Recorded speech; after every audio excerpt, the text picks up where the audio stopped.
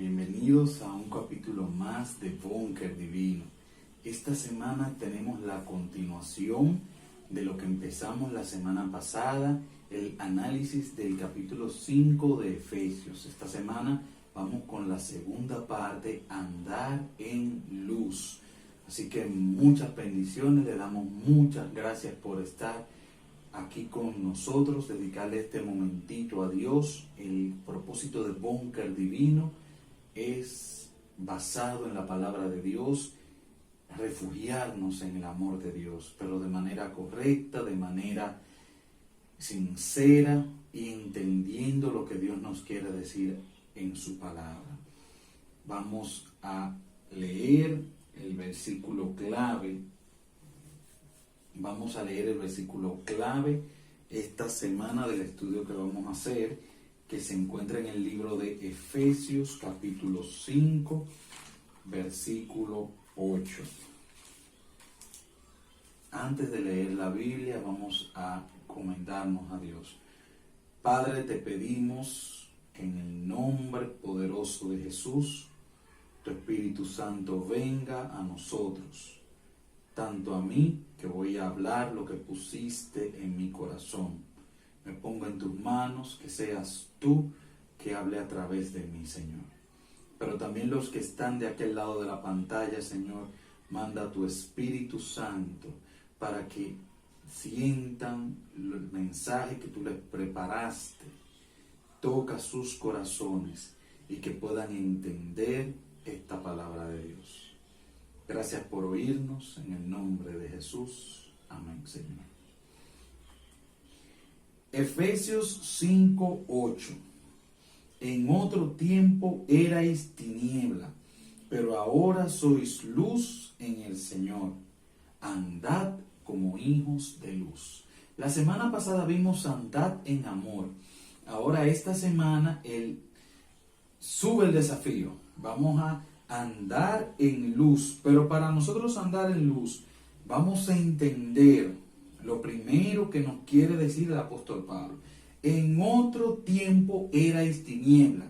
Si analizamos bien el versículo, vamos a ver que nos está hablando de que hay por lo menos dos tiempos en la vida de nosotros. Uno anterior, en otro tiempo, y uno posterior, que es el tiempo que estamos viviendo ahora.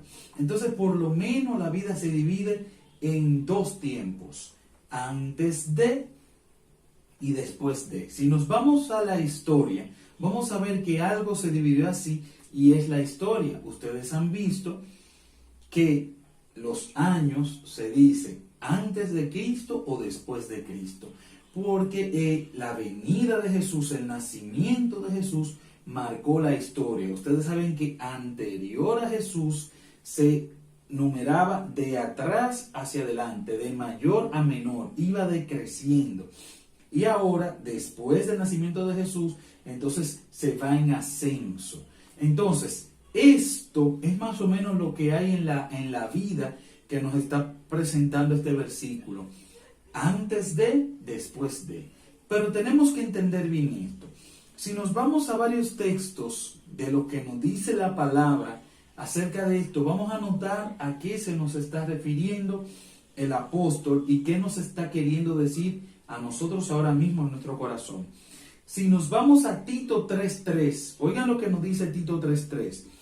Porque nosotros también éramos en otro tiempo insensatos, rebeldes, extraviados, esclavos de concupiscencias y deleites diversos, viviendo en malicia y envidia, aborrecibles y aborreciéndonos unos a otros. En la carta a Tito nos da un detalle más ampliado de lo que nos dice Efesios, de que erais tiniebla. Tiniebla es como que nos da resumen y nos pone un título a todo, pero cuando nos vamos a Tito nos dice una serie de cosas. Pero miren lo que dice Efesios 2:3, entre los cuales también todos nosotros vivimos en otro tiempo, en los deseos de nuestra carne. Nos agregaron algo más. En los deseos de nuestra carne, haciendo la voluntad de la carne y de los pensamientos, y éramos por naturaleza hijos de ira, lo mismo que los demás. Ya aquí se nos están agregando más características a lo que es en otro tiempo. Si nos vamos a Colosenses 1:21, Colosenses 1:21, y a vosotros también, que erais en otro tiempo extraños y enemigos en vuestra mente, haciendo malas obras, ahora os ha reconciliado. A todas las características que nos dijeron, insensatos, rebeldes, extraviados, esclavos, concupiscencias, deleites diversos, viviendo en malicia, en envidia, aborrecibles, aborreciéndonos unos a otros. También nos dijo los deseos de nuestra carne, haciendo la voluntad de la carne y de los pensamientos, hijos de ira, lo mismo que los demás. Y entonces también nos dice que éramos extraños, enemigos y haciendo malas obras.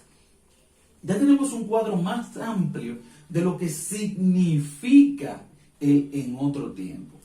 Ahora tenemos que entender algo, y algo que tenemos que entender, nos tenemos que ir al principio.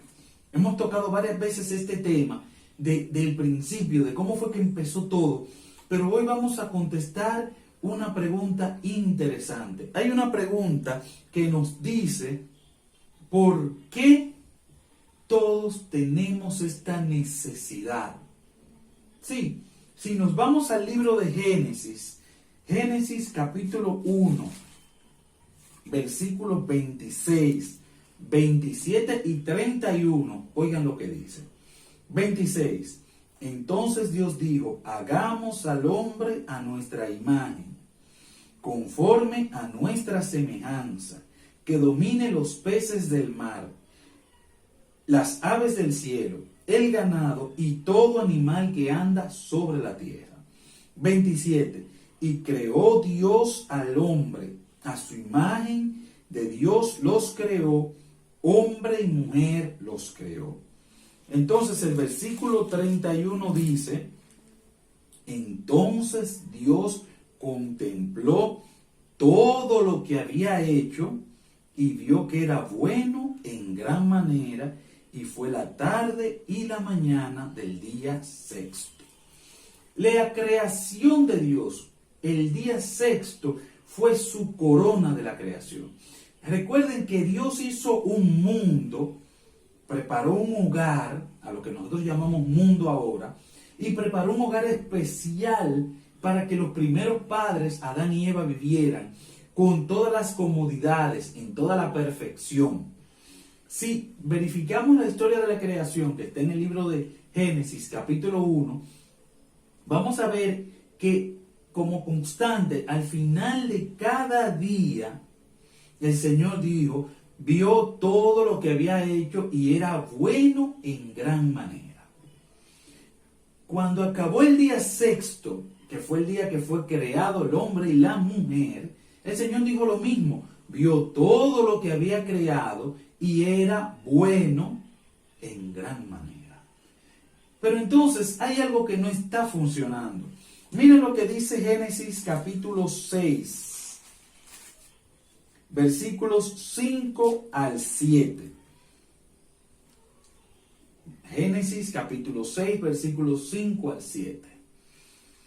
El Señor vio que la maldad de los hombres era mucha en la tierra. Oigan esto y pongan especial atención. Y que todo designio de los pensamientos del corazón de ellos era de continuo solo al mal. Y al Señor le pesó haber hecho al hombre en la tierra y le dolió en su corazón. Y el Señor dijo, raeré a los hombres que he creado, desde el hombre hasta la bestia, el reptil, las aves del cielo, porque me pesa haberlos creado. Si nosotros vemos la descendencia después de Adán, en el capítulo 5 de Génesis, nos ponemos a calcular, vamos a ver que más o menos 2000 años, poco menos, pasaron desde la creación hasta el diluvio, 1800 años y algo. Pero lo importante es que pasó algo en que el hombre pasó de ser hecho a imagen de Dios, de ser algo bueno en gran manera, de que Dios se plació hacerlo, a que llegó un momento en el que Dios dijo: tengo que raer, tengo que quitar, tengo que borrar al hombre de la faz de la tierra, porque todo designio del hombre es de continuo al mal. Y la pregunta es: ¿qué pasó? ¿Qué pasó que el hombre pasó a ser algo perfecto, algo bien hecho, algo a imagen de su creador, a algo que le trajo tristeza al corazón de Dios haberlo creado? ¿Qué pasó cuando un padre se siente arrepentido de haber traído a la vida a su hijo? ¿Qué un hijo tiene que hacer para que su padre se arrepienta de haberlo creado? Esto es chocante. Esto es chocante porque ¿qué tan grande hicimos? ¿Qué tan grande hicieron nuestros primeros padres? ¿Qué te hicieron los primeros moradores del mundo? Que la percepción de Dios cambió. Saben que hay algo que nosotros siempre hemos discutido y tenemos que entenderlo. Si nos vamos a Génesis 2, 16 y 17, vamos a ver algo interesante. Y Dios el Señor mandó al hombre: puedes comer de todo árbol del huerto. Estamos hablando de cuánto. Puse una búsqueda en Google de cuántos tipos de árboles hay. No puse frutales, pero estamos hablando más de 30,000, pero de 30,000 que quedan ahora, en este tiempo, casi 6,000 años después de la creación, y después de lo que pasó en el diluvio que arrasó la tierra, muchas especies que se han perdido y todas las cosas, quedan más de 30,000. Recuerden que las frutas y los árboles no son del tamaño que lo vemos ahora. Han sufrido la degradación del pecado. Los israelitas, cuando llegaron a Canaán, cuando fueron a reconocer la tierra, 2 personas tenían que cargar un racimo de uvas de la tierra de Canaán, de la tierra que fluía leche y miel. Entonces, si ponemos esto en contexto, vamos a ver que cuando Dios dice: puedes comer de todo árbol del huerto, es mucho lo que está poniendo al alcance del hombre y la mujer. Es mucho lo que está poniendo a elegir. Y de todos esos, pero del árbol del conocimiento del bien y del mal, no comerás de él. De cierto morirás. Saben, hay algo que nosotros debemos tener claro.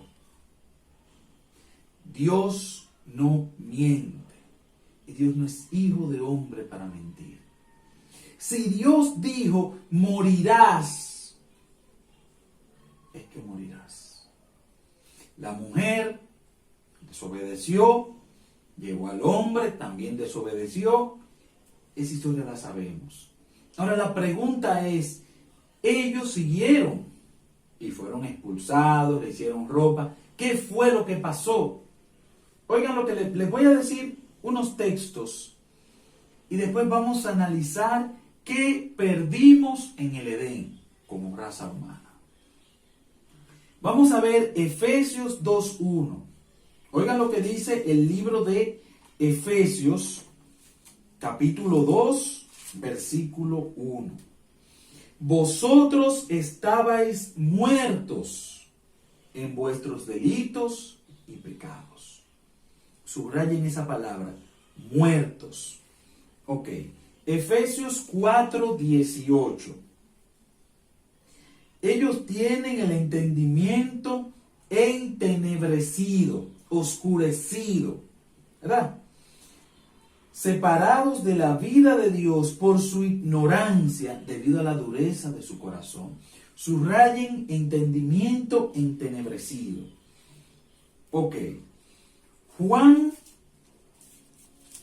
el Evangelio según San Juan, capítulo 8, versículo 34. Jesús respondió: os aseguro que todo el que comete pecado es esclavo del pecado. Subrayen esa palabra, esclavo. Romanos 6:12. Romanos capítulo 6, versículo 12. Por consiguiente, no reine el pecado en vuestro cuerpo mortal para obedecer sus malos deseos. Subraye, reine. Todos estos versículos, hemos leído 5 versículos. Génesis nos dice que cuando el hombre o la mujer o ambos comieran del fruto, iban a morir. Nos encontramos que Efesios nos dice que estábamos muertos en nuestros delitos y pecados. Nos encontramos que Efesios nos dice también en el capítulo 4 que el entendimiento estaba entenebrecido. En Juan, cuando a Jesús le preguntan, él dice: el que comete pecado es esclavo del pecado. Romanos 6:12 dice: no reine pues el pecado en vosotros. Vamos a la pregunta: ¿qué perdimos en el Edén?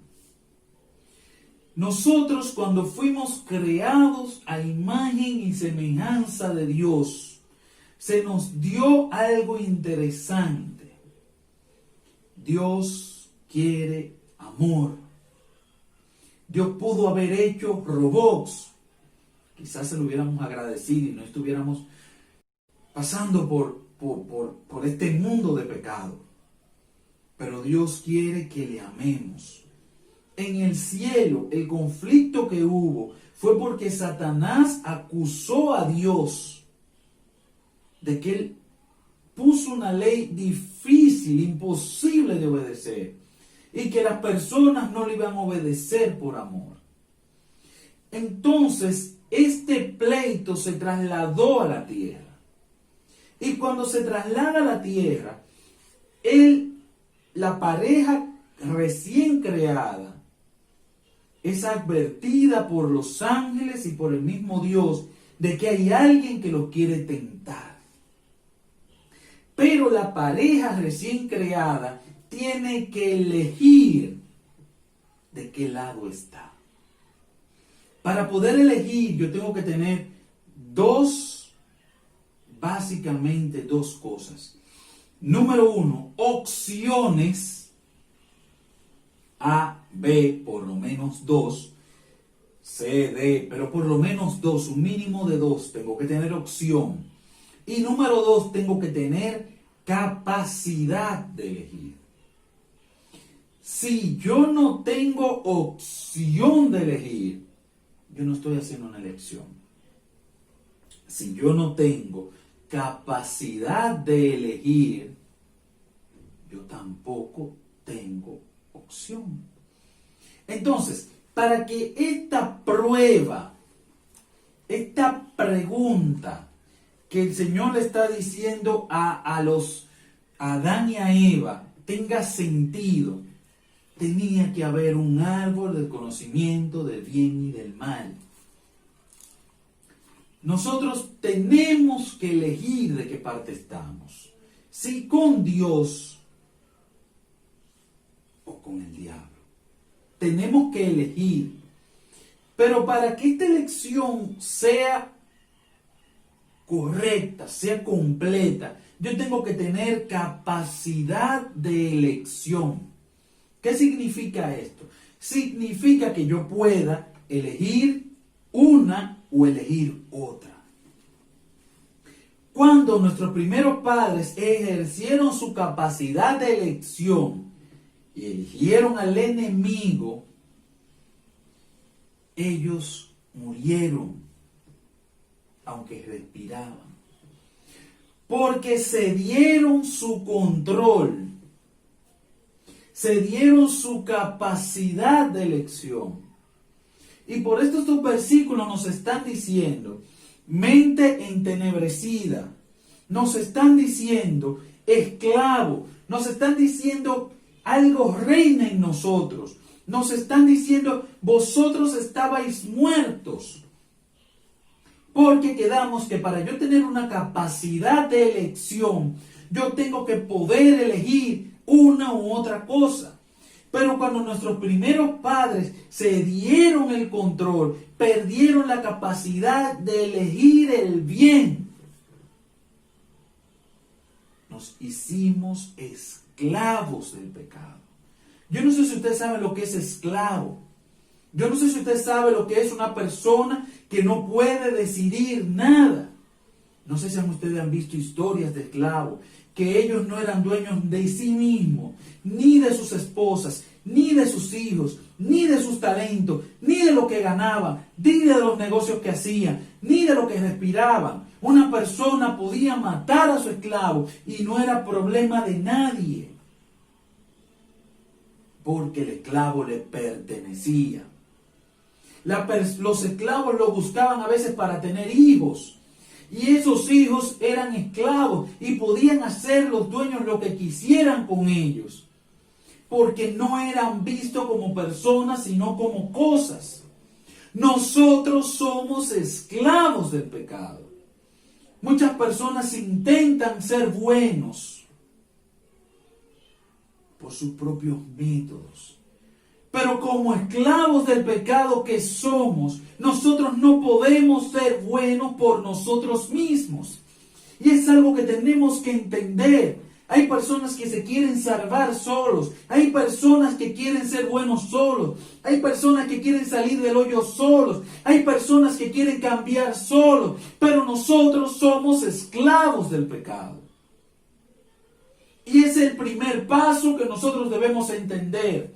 Yo soy Manuel y soy esclavo del pecado. Tengo que entenderlo, tengo que reconocerlo, tengo que asimilarlo. Yo sin Dios no puedo hacer nada. Porque todos mis derechos, porque toda mi fuerza, porque todo mi poder de decisión, yo lo perdí. Y soy un esclavo del pecado.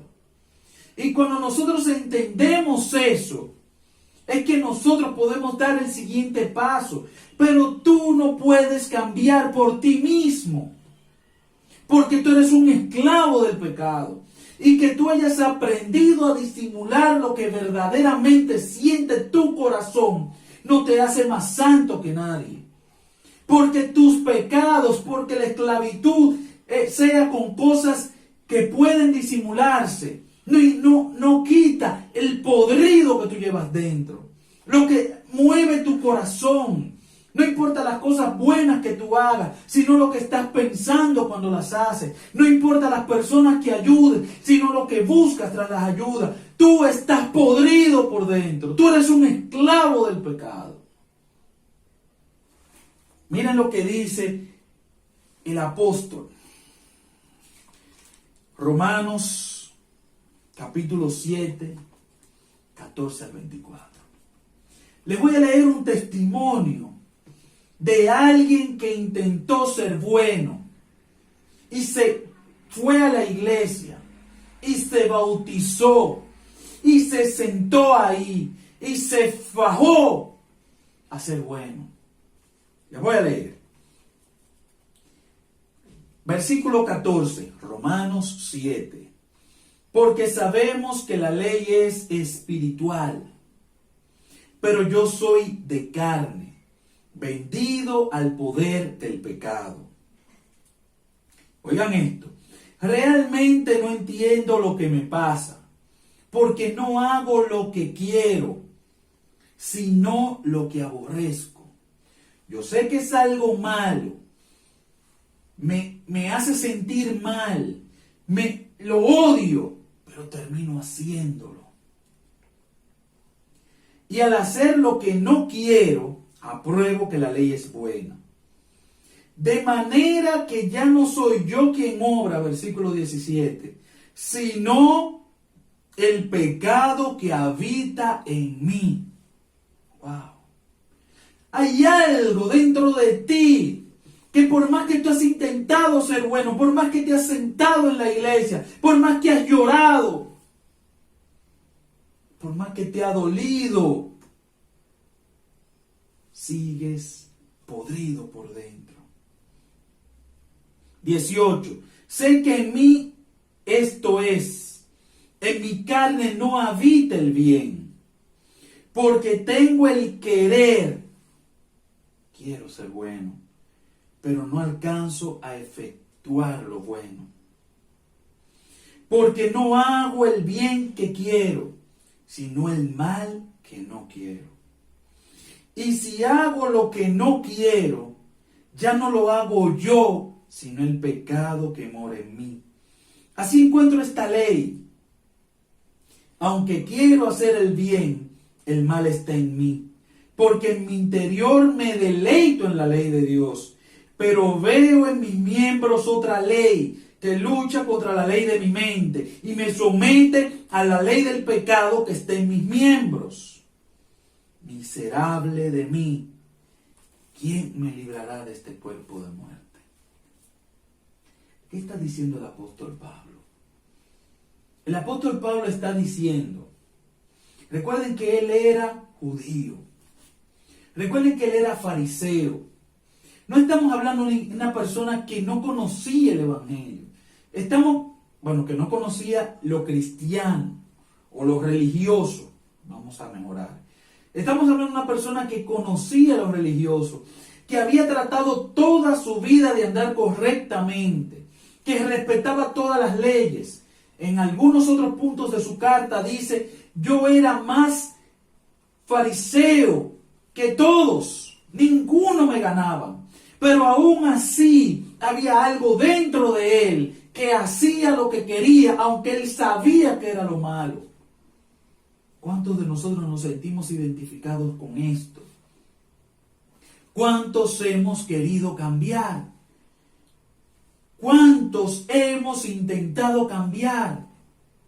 ¿Cuántas cosas hemos hecho para cambiar? Pero descubrimos que a veces postergamos algo, que a veces seguimos algo y duramos un tiempo, pero volvemos a caer y volvemos. Y es una cosa que tengo ahí dentro, que me sigue y me domina. Y el apóstol dice, no soy yo, es el pecado que está en mis miembros. Y no es una excusa, es un reconocimiento de que nosotros somos pecadores y estamos perdidos. Hasta que yo no reconozca que soy un pecador y estoy perdido, Dios no puede hacer nada por nosotros. Porque nosotros tenemos que reconocer que necesitamos a Dios en nuestra vida para que Él pueda actuar. Ahora la pregunta es, ¿cuál es el segundo paso? Ya yo reconocí que soy pecador. Ya yo reconocí que he intentado por todas las maneras cambiar. Ya yo reconocí que soy esclavo. A veces no sabía cómo decirle, pero sí, reconozco que yo no he podido cambiar. Número 1, tengo que conocer la verdad. ¿Por qué? Porque el libro de Juan, capítulo 8, ¿recuerdan que estábamos ahí? Cerquita. Oigan lo que nos dice. Y conoceréis la verdad, y la verdad os libertará.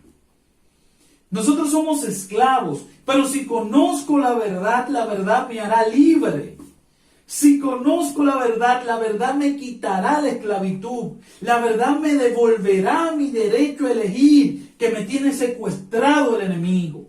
La verdad me dejará sentir que tengo el poder de decidir por dónde voy, no que me lleven, como está pasando ahora mismo. Pero ¿cómo conozco la verdad? Juan, capítulo 14, versículo 6.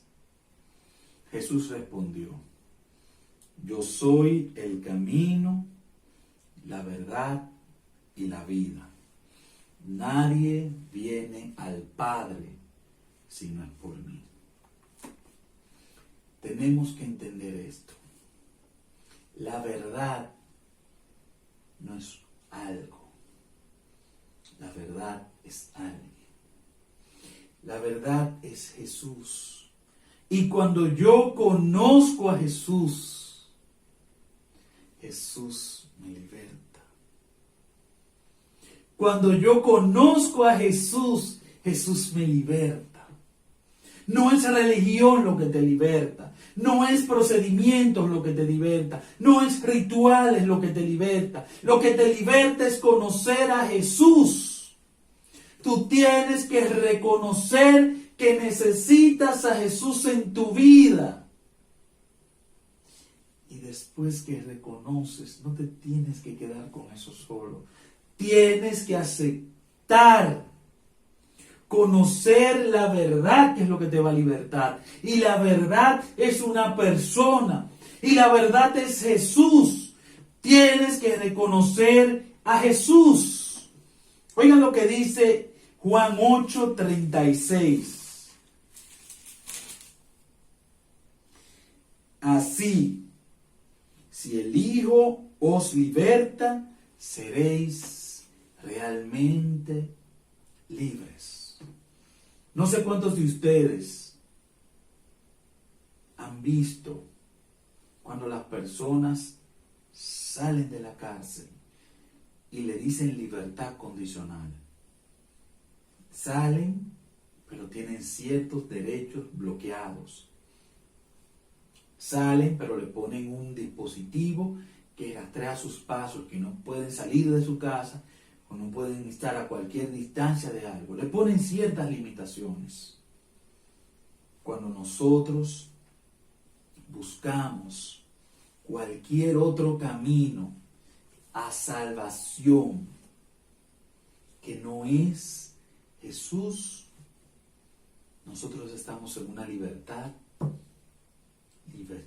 condicional. Estamos en una libertad que no nos sirve de nada. Jesús nos dice que la única manera de yo realmente romper el dominio del pecado en mi vida es reconocer que Jesús es lo que yo necesito. Es reconocer que Jesús es lo que falta en mi vida. Es reconocer que Jesús es lo que yo anhelo, lo que me puede romper las cadenas, porque no hay nada bajo el cielo que me liberte de la esclavitud del pecado. No hay nada, no hay penitencia, no hay ruego, no hay cantidad de veces que yo rece lo que sea. Lo único que me liberta es Jesús de la esclavitud del pecado. Salmos 22:5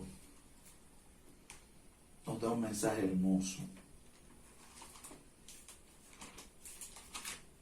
Aquí el salmista nos da una de las claves de cómo Jesús entra en mi vida. Ya sé que soy esclavo. Ya sé que la verdad es lo que me liberta. Ya sé que la verdad es una persona. ¿Qué tengo que hacer ahora? Salmos 22:5. Clamaron a ti y fueron librados. Confiaron en ti y no quedaron confundidos. yo tengo que clamar a Dios. No importa en la situación que tú estés, no importa en el problema que tú estés, tú estás siendo esclavo y Dios te quiere liberar, pero Dios no te obliga. Tienes que clamar a Dios y decirle: Señor, te necesito en mi vida. Señor, si tú quieres esto que tengo aquí, no sé cómo llamarlo, pero ven a mí, Señor. Necesitas clamar, necesitas darle el permiso a Dios para entrar en tu situación y levantarte. Apocalipsis 3:20 es uno de los textos más hermosos de la promesa de lo que quiere hacer Jesús. Yo estoy a la puerta y llamo. Si alguno oye mi voz y abre la puerta, entraré a su casa, cenaré con él y él conmigo. Siempre han pintado que la puerta del corazón, la puerta de acceso al corazón, es la única puerta que solamente tiene la manera por dentro de abrir, no abre por fuera. Saben que me imagino a Jesús parado fuera del corazón de cada uno de nosotros, parado ahí al lado de la puerta, en el marco. Nuestra puerta ha sido violada. La puerta está rota. Hemos perdido el derecho de limitar quién entra y quién no. Porque hemos sido esclavos y nada de lo que ha pasado lo hemos podido controlar. Porque aunque a veces hemos intentado cerrar esa puerta, la han tumbado, la han roto. Hemos hecho tantas promesas de cambiar, de ser mejores. Hemos visto a veces el resultado de las cosas que hemos hecho y nos ha dado vergüenza y nos ha dado dolor, y hemos prometido y hemos llorado que vamos a cambiar. Y cuando hacemos esto, es de verdad que lo prometemos, pero vuelven y rompen la puerta de nuestro corazón y entran. Y cuando vengo a despertar estoy haciendo algo igual o peor de lo que había jurado no hacer. Hemos destruido nuestro hogar. Hemos destruido nuestros hijos. Hemos destruido nuestra vida. Hemos lastimado personas. Hemos engañado. Hemos hecho tantas cosas. Pero Jesús está ahí, en la puerta, al lado. Y a pesar de que la puerta está rota, a pesar de que ese marco está dañado, de tantas veces que ha sido lastimado, Él está ahí. A veces uno quisiera que Él entrara, pero Él no va a entrar hasta que tú le digas qué puede pasar. Y ha visto tantas cosas Jesús, pero sigue ahí. Sabe cada detalle de la vida de nosotros, pero aún así está ahí. Ahí. Cualquier otro se avergonzaría, cualquier otro se arrepentiría, cualquier otro no quisiera ni siquiera ver. Pero Él está ahí, tocando. Y cada vez que pasa algo, que perdemos hasta el deseo de luchar, a veces nos rendimos, Él está ahí, tocando, esperando que tú le digas, ven Jesús. Yo no sé si vas a querer entrar aquí, si vas a querer pasar. Nadie quiere entrar aquí. Pero Jesús te dice, yo quiero. Y Jesús te está diciendo el día de hoy, yo quiero. Solo déjame pasar. Jesús, pero déjame ordenar mi casa porque mi casa está sucia. Jesús dice, no importa. Aunque no parezcas, aunque esté casi borrado, aunque esté todo nublado, tú sigues siendo una persona hecha a mi imagen y yo quiero restaurar mi imagen en ti.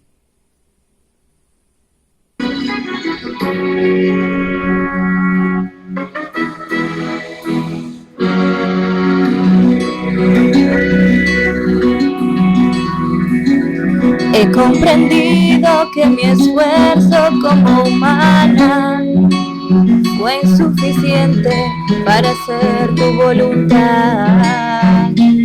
Pues cuántas veces en mi vida te he fallado, que me avergüenzo solamente con pensarlo. Pero la senda por donde antes caminé, tantas caídas en ella experimenté.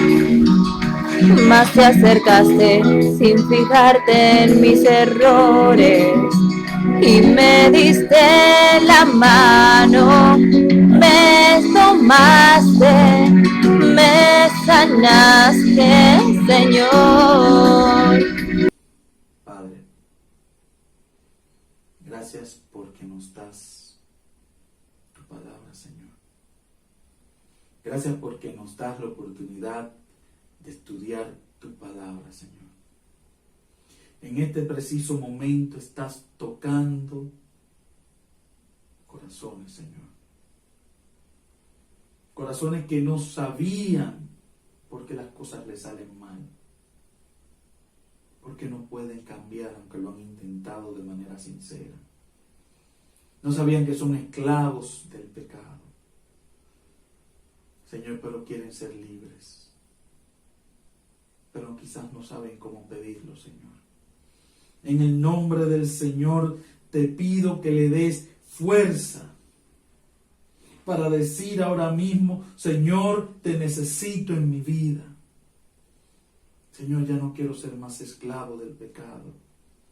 Quiero que tú tomes el control de mi vida. Señor, en el nombre de Cristo Jesús, lo pongo en tus manos. Gracias, Señor. Gracias, Señor, porque estás obrando. Gracias, Señor. En el nombre de Cristo Jesús.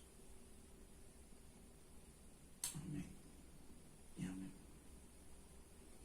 No fue mi fuerza, mi Señor, que me libró de estas cadenas. Con mi esfuerzo no bastó para lidiar todas mis penas. Fue por tu gracia incomparable, tu gracia insuperable, tu fuerte brazo, Señor, me alcanzó, tu gracia me salvó.